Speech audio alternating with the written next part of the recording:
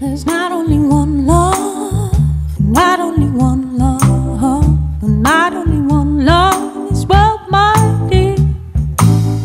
There's not only one love, not only one love, not only one love in this world, my dear. I've been watching hours, see the... Добър вечер!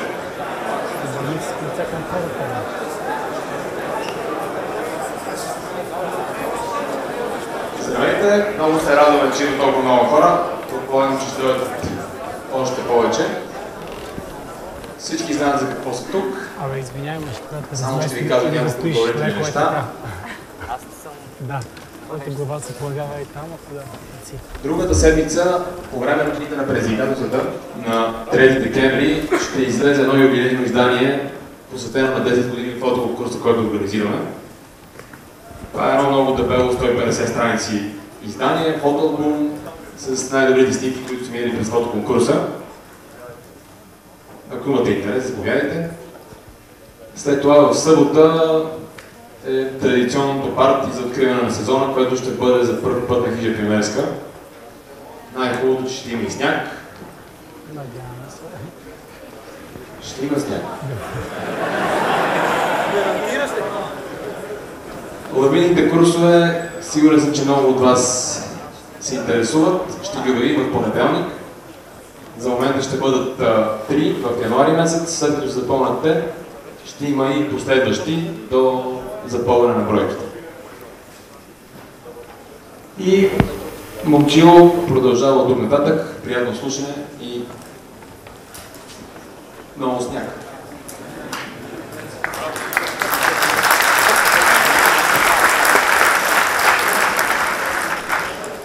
Добър вечер от мен. Това беше Радо. Той не се представи, но е, не знам, председател ли е, президент ли е на ВАСЕС, нещо такова. Всъщност, днес сме се събрали, ама ще чакаме да загаси Радо лампите малко. Радо лампите малко. Да. Днес сме се събрали на нещо, което е традиционно, мога така да кажа. Тези лекции вече имат над 10 годишна история всъщност. Като началото беше на Хижа Алеко, беше под формата на един малък, доста импровизиран курс, който беше организиран съвместно с Планинска спасителна служба. Но после лека по лека решихме, че трябва да така съберем опита на различни хора, които са в планините, и Българска асоциация по ски свободен и екстремен стил да се опита да прави различни дейности в полза на образоване на хората, които са в планината с цел каране на ски, сноуборд или нещо подобно. Сега трябва да успее това да сработи.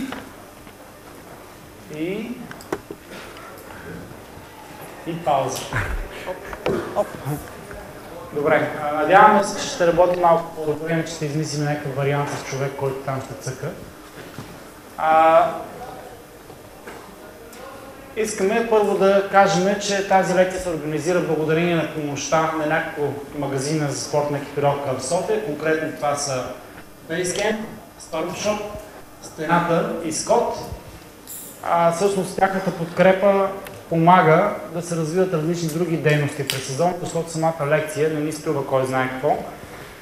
Но тази година, за разлика от друг път, имаше нещо, което е нещо като краудфандинг от вас самите, доброволен вход, и целта на този доброволен вход е да успеем евентуално да закупим един полигон за тренировка на работа с лавинни уреди, който полигон да измислим някакъв начин да може да се ползва по-свободно и по-достъпно от вас. Такива полигони, който е ходил по Западна Европа, знаете, самите курорти инсталират. За съжаление, нашите курорти след доста години разговори се убедихме, че нямат подобно желание. Така че явно и това нещо ще трябва да си правим ние от нас за нас и от хората за хората. Ще ви известиме още утре чрез вебсайта какво сте дали всъщност за тази идея и ще действаме в тази насока. Така, да минем към темата. Лавините. лавините са наистина това нещо, което считаме за най-голям проблем в зимната планина. Лавините са нещо, което е невероятна стихия. И тук съм сложил с този червен кръг, съм оградил няколко къщи. Не знам дали ги забелязвате тук. Просто за да видите мащаба на облака на тази лавина. Това е прашна лавина от най-големият тип лавини, най-страшния. За наше щастие в България такива лавини са изключителна рядкост. Но така или иначе, лавината е нещо, което притежава невероятна мощ и повечето хора дори не го осъзнават. Една голяма лавина само за секунди може да промени тотално пейзажа.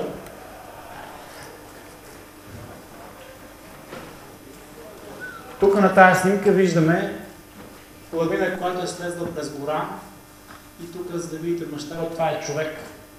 Може да видите натрупания сняг, може да видите изпотрошените дървета.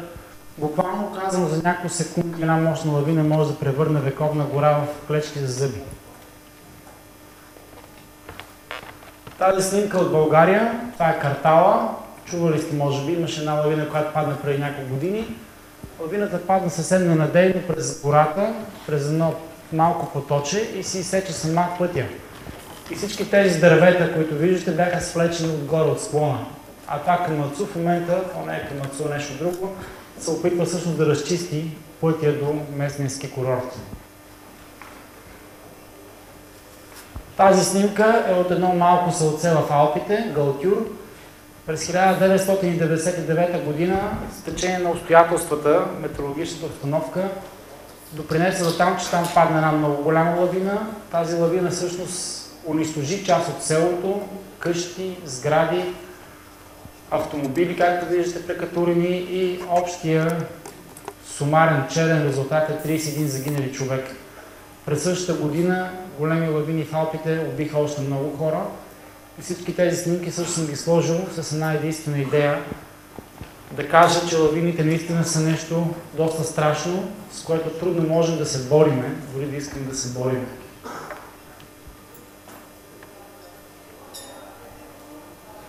Обичайно лекцията протича по един такъв доста сух начин, в който показваме различни картинки и днес за пореден път един човек ме пита, добре беше, има ли нещо ново тази година?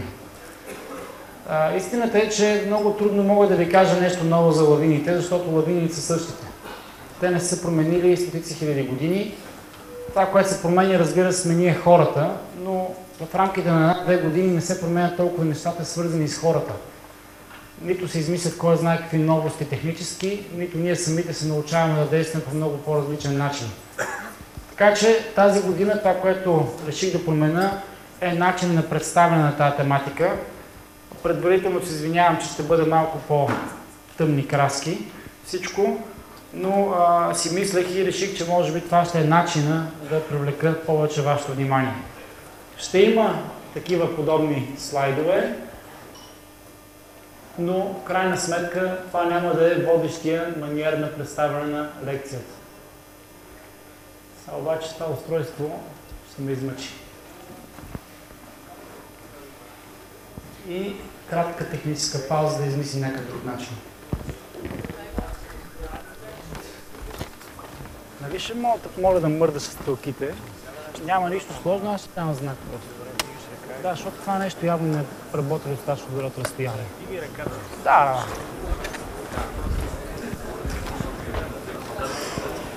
Така, тъй като дистанционното управление не работи достатъчно адекватно, минаваме на ръчен режим на управление. Най-сигурния, човешкия фактор. Така, минаваме нататък.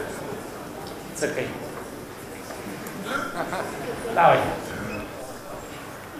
Така, ще минем през всички тези неща и в крайна сметка давай нататък. В крайна сметка моята цел моята цел ще е да се опитам няколко поне акцента да има, които да запомните. Няколко неща като ключови послания на първо време и да може, ако нещо подобно ви се случва в планината, надявам се точно тези важни моменти да са останали в съзнанието ви. Втората ми цел, в крайна сметка, е да ви подтикна да се самообразовате. Защото в днешно време светът е много различен от този преди 15 години. Това се е променило наистина. Информацията е много широко достъпна в интернет. Имаме различни източници на информация, има литература под формата на печатни издания, така че ситуацията не е толкова трудна за самообразоване, колкото беше преди. Любодаем нататък. Ето, даже имаме книга на български език, мнозина от вас вече я познават. Тя е много така малка, непретенциозна, и по-скоро е като ръководство. Давай. Също така организираме курсове практически, не само ние и други хора, после ще стане дума за тях.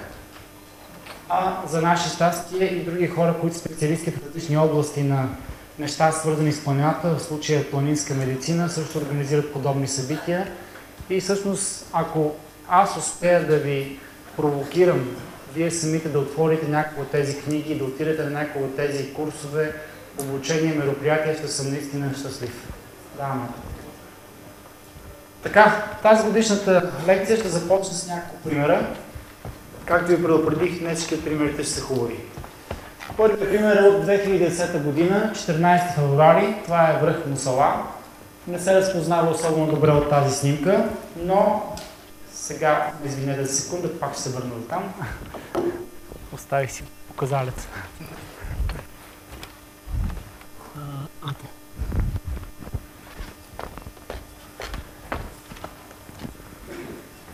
Но предполагам, видяхте вече, тук има една дълга черта. Това също е местото, от което се отцепила лавината, за която ще става дума. Снимката е правена, както може да видите, 2 дена по-късно, от човек, който тогава беше метеоролог на хижата, всъщност не на хижата, на станцията метеорологична на връх Мусала. Каква е последователността на събитията в този ден? Да. Така, първото нещо е, че двама приятеля, хора с значителен опит в планината, Орлин и Младен, тръгват на една, бих казал, небрежна разходка към връх Мусала. Движейки се нагоре, те се срещат с друг техен приятел, Жорачене, който вече се е спуснал от върха с няколко други човека. Разменят няколко думи, става дума, че той е слезал с ски от върха и че не е имало някакъв значителен проблем. Така и ще се движат нагоре, но времето напредва значително. В 2 часа и нещо те са на заслон Ледено езеро, който е горе-долу от местото, от което е снимана тази снимка. И има известно колебание дали да продължат към върха с ските или да ги остават там. Тоест има идея да се качат пеша по металното въже, да отидат до върха, да слезат пак пеша и оттам надолу да слезат с ските. Така или иначе решават да се качат нагоре с ските. Вероятно един от факторите, който е тежал за това решение, е, че в крайна сметка имаме вече там следи. Те се качват до върха и тръгват да се спускат от тук, но в момента, в който първият човек, Орлин, тръгва навътре, тръгва да прави втори, трети завой, изведнъж склона се пропуква и потегля страшно бързо надолу. Буквално казано за секунди той се озовава тук и е затрупан напълно от снега. Какво в този момент минава през главата на Орлин, аз не мога да ви разказвам, защото той най-добре може да го представи. Има негов разказ в интернет написан, има и филм, който е посветен на това събитие, така че всички може да се запознаете. Мисля, че е добре да го прочетете. Но така или иначе, това е ситуацията, в която е напълно неподвижен, отдолу, под снега. Снега го е затрупал напълно, но за негово щастие извън лавината остава неговия приятел Младен. Това, което Младен прави, е, че той изключително бързо реагира, спуска се, включва своя лавинен уред, много бързо успява да позиционира къде горе-долу Орлин, с лавинната сонда намира къде е точно и започва да го изкопава. Горе-долу от времето, в което лавината затрупа Орлин, до времето, в което неговата глава и гръдния кош са освободени, минават около 20 минути, но в момента, в който Младен намира Орлин, Орлин вече е в безсъзнание. Т.е. той започва да гасне. Ако не е била тази навременна много бърза реакция, изходът щеше да е съвсем различен. Какво трябва да запомним от тази лавина? В следващите няколко слайда всъщност ще се опитам да ви кажа няколко много важни неща, които трябва да се запомнят. Първото е, че хората губят страшно бързо шансове за оцеляване, когато са затрупани под снега. Ако в първите 15 минути статистиката показва, че 90% от хората, които са затрупани от лавина, са все още живи и на тях може да се помогне, Само след половин час вече над 40%, всъщност по-малко от 40% от хората имат шанс да оцелеят. Повече от 60% от затрупаните от лавина, в които са стояли над половин час в лавината, загиват. Ако мине още малко време, шансовете спадат още повече. И всъщност след 40-50 минути оцеляват единични хора, единични случаи. Какво значи това? Че ако имаме човек, който е затрупан от снежните маси, от лавината, имаме страшно малко време да му помогнем ефективно. Тук времето наистина е златно, много повече златно, отколкото дори в първата помощ. Какво е второто нещо, което трябва да запомним? Че само много бързата, навременна и правилна употреба на един набор от необходима минимална екипировка дава шанс на човек да оцелее. Защо?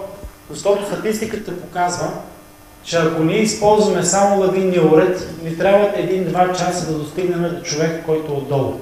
Ние ще намерим един радиус горе-долу, къде се намира човека, но с ръце, сняг в лавина не може да се копае. Повярвайте, става твърд като лед. Ако има само лопата и лавинен уред, също ми трябва поне 25-30 минути да изкопаем човек и това е при подготвена ситуация. Става дума за елементарна ситуация, не става дума за реална лавина.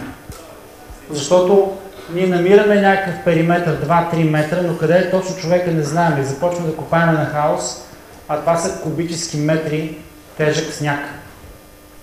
Единственият шанс всъщност на време да се справиме, ако разполагаме в себе си с комбинацията от сонда, лопата и лавинен уред и знаеме добре как да ги използваме. Следваща. Третото нещо, което трябва да запомним е, че трябва да се копае адекватно, качествено, бързо. Колкото е абсурдно да е, ще трябва да ви кажа, че и за копането трябва акъл. Защото ако просто копаеме на хаос или не копаеме правилно, ще загубя прекалено много енергия, а оттам и време и няма да помогне на човека в достатъчно кратък срок от време. Тук не става дума за бъркане на бетон, за правене на ограда, тук става дума за спасяване на човешки живот. Какво още трябва да запомним от самата ситуация? Първо, наличието на следи на един склон по никакъв начин не значат, че там не може да падне отново лавина или не може да паднете първа лавина. Снегът се мени. Снегът се мени понякога много бързо, било то заради вятър, било то заради слънчево греене, било то заради мъгла. И това нещо може да промени коренно установката в рамките на половин-един час и всъщност старите следи по никакъв начин да не гарантират, че там нещо не се е променило. Второ, бързата и правилна реакция може да спаси човешки живот в лавина. Трето, бързата и правилна реакция е въпрос на тренировка и умения, които са оттренирани и са машинални. Ако падне лавина, не е времето да звъните по телефона на някой и да му каже да провери в интернет какво се прави в такива случаи. Просто нямате време за това нещо. И ако искате да разберете повече за този конкретен случай, може да потърсите така наречения филм "Смъртоносна пудра". Има го свободно достъпен в интернет. И там тези двама участници в тази история разказват по много хубав начин какво точно се е случило и ви го препоръчвам. Втория случай, който искам да разкажа, е с днес такъв добър край. Става дума за 19 февруари 2006 година. Един улей на върх Голям Резен, който условно наричаме булеварда. Каква е предисторията? Много дълъг период на безснежие. Целият януари горе-долу мина без снеговалежи. Типичният, между другото, януари за България. Сравнително сух, често по-топло, отколкото очакваме. Вятър, но без снеговалежи. Най-накрая едни слаби, доста слаби снеговалежи, но за съжаление придружени с силен вятър. Тези снеговалежи, слабите, придружени с силния вятър, доведоха до там, че на много склонове се натрупа сняг, но много малко сняг и то е изключително сбит. Във въпросния ден времето е меко, слънчево, много приятно за каране на ски. Съоръженията на Витоша работят, има доста хора, които карат в общи линии навсякъде. Склоновете изглеждат твърди, изключително стабилни на външен вид, но някъде към края на деня една група от няколко момчета, които се събират почти случайно горе в планината, решават да отидат да спуснат този улей. Ето това е гъбата, която се вижда и от София, може би я знаете къде е. Те отиват на улея, от тук горе-долу са близо обикновено това место. И нещата изглеждат както се изглежда на другите места през деня. Разликата на този улей от другите улеи е, че той е малко по-извъртян към слънцето и получава повече слънчево време през деня. Тръгват да карат, но в един момент целият склон се пропуква и потегля надолу.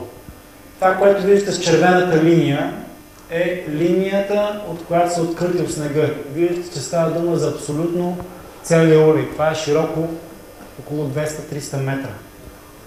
Следващата снимка. Това е снимка отдолу и виждаме за какво става дума. Това е улея. Движейки се надолу, лавината успява да събори останалата част от улея. Тук събаря и други склонове. Следващата снимка. И тук виждаме, че всъщност не само този улей пада, но успява да предизвика косвено падането на съседния улей, а на най-разни други склонове. Резултатът е една лавина, която е невероятно голяма по мащаби за това место. И за съжаление резултатът е един млад човешки живот, който в този момент прекъсва. Александър Александров Сашко загина тогава, в тази лавина. Какво трябва да запомним от този случай? Първото нещо, дългото безснежие често е сред най-неблагоприятните фактори по отношение на лавините. Защо? Защото тогава се формират неблагоприятни слоеве в снежната покривка, които последствие играят много лоша роля. Какви са тези слоеве? Типичният е твърд, често заледен слой на припечните склонове. Слънцето грее, топи малко снега, после през нощта това се заледява.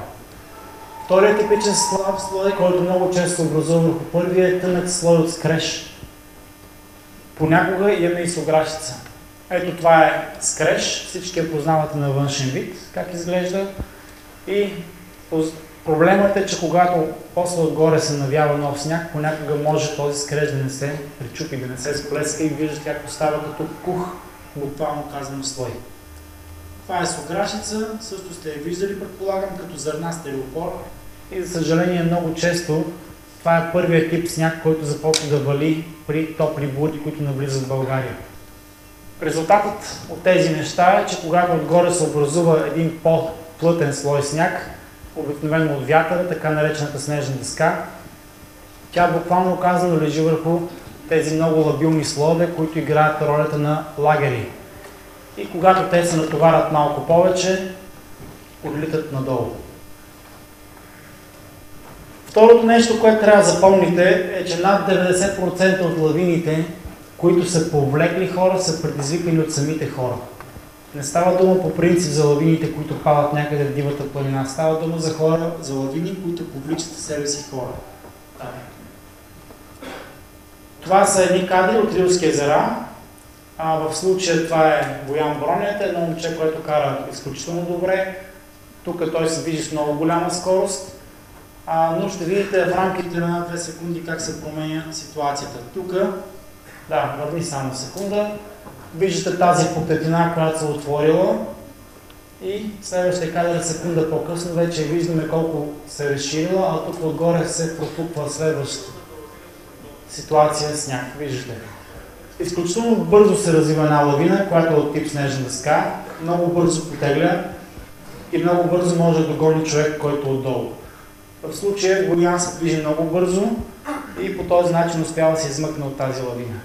Обаче, ако под него следва някакъв скален прак и той трябва да намали скоростта или някакво стеснение, ако случайно се спъне и падне, тази лавина със сигурност ще го настигне.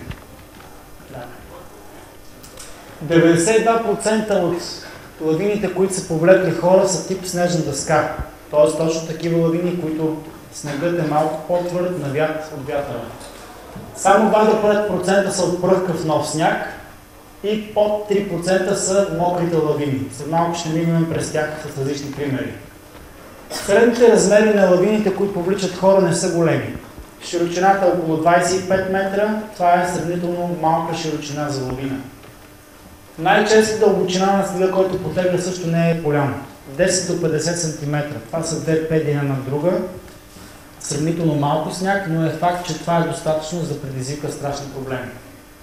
Средният наклон на потегляне на лавините е 39 градуса, 30 до 39. Това не е прекалено стръмно, не си го представяйте като нещо, на което хората не карат ски. Напротив, това са най-караните наклони извън писта. И най-честите изложения, на които падат лавини, които повличат хора, са северни и източни. Северното се явява сенчесто в северното полукълбо, а източното се явява подветрено, там, където ветровете навяват снега. Изключение ли е тази лавина, която отне живота на Сашко? Не. Всъщност много сходна е лавината на Маловица, която е убила 11 човека. Всички сте чули, предполагам, за нея. Много сходни са и лавините на Банско от 2009 и 2010 година на западния склон на Тодорка, които също отнеха човешки живот. Тази ситуация от 2010 беше много особена като цяло и ви препоръчвам горещо да прочетете този материал, който е наличен на сайта на BFSCOM в секция лавини, който материал разглежда цялостната обстановка тогава, защото тя е много специфична и е добре да се знае нещо повече за нея. Изключение ли е склонът като изложение, на който загина Сашко? Не, изложението е типично за това, което е отнело най-много човешки животи в България. Това е изток, северо-изток и в конкретния случай това са Рилските езера, улиите на Рилските езера, това е улият на Комините, който след малко ще стане дума за него. Същото изложение има третия Маркочик на Боровец, едно малко место, но за съжаление печално известно. Същото изложение има така наречените дупки, местността е Чмище в Банско, също печално известно место. И не само тези. Следващ пример, който косвено пак е свързан с дългия период на безснежие. Специално съм подбрал този пример за алпийците в кавички, т.е. за хората, които често ходят да карат ски в Алпите или някакви други по-високи планини, защото това вече е все по-достъпно за българите. И този сняг е така наречения стар сняг. Ето как изглежда. Това е отдолу черната е моята ръкавица. Всъщност има формата на много едри кристали, подобни на захар. Не се вижда много добре на снимката, но човек в момента, в който го пипне, го усеща.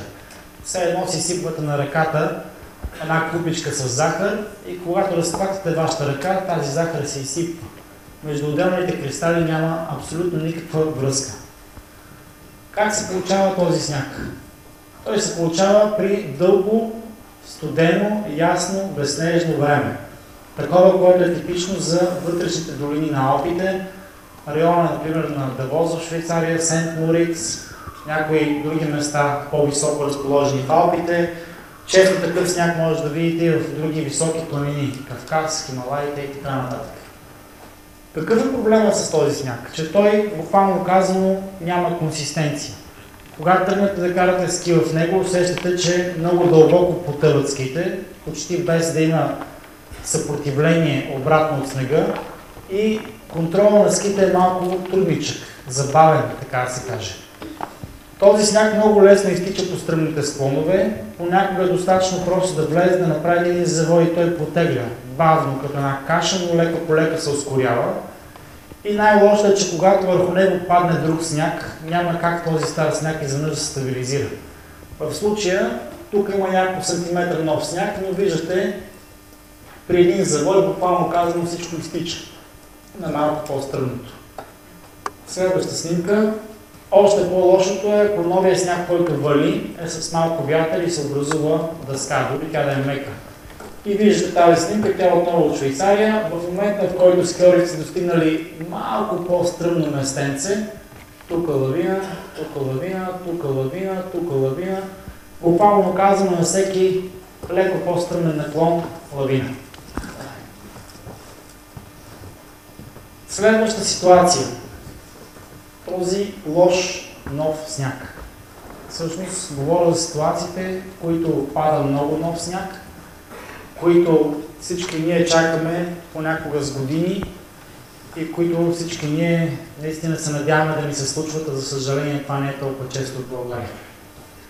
Както видяхте преди малко, в такава ситуация не толкова много хора попадат в лавини, под 5%, но в крайна сметка, ако това се случи, резултатът обикновено не е добър. Защо е толкова опасна тази ситуация? Всички сме наясно, че когато пада много нов сняг, падат лавини. Това го знаем, така от обща интуиция.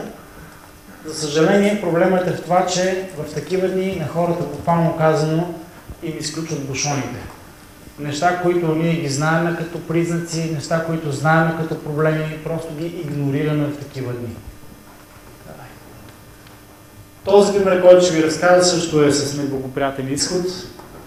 Става дума за почти далечната 1998 година, когато в този улей на Комините загинаха две млади момчета, Виктор и Николай. Каква е историята?